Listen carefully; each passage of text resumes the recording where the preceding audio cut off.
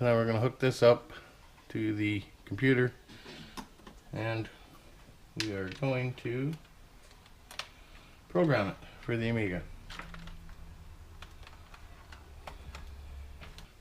So we have to load up the programmer.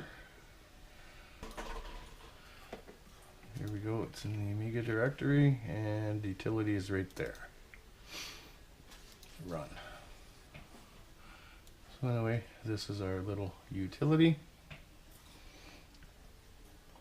And we hook the USB into here. And we go up to File, and I'm going to load from device because I've already programmed this, so I'll just load from device.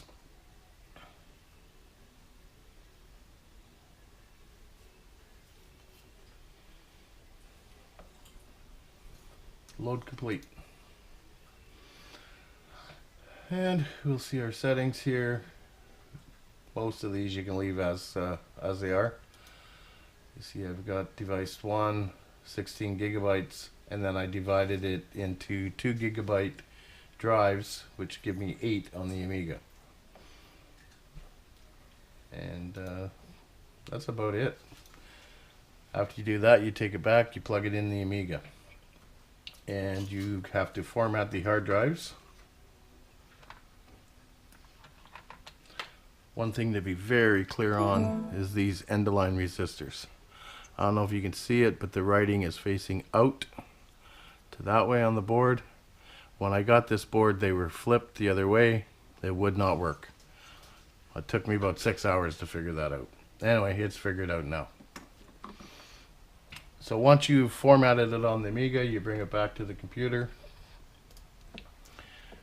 You can too.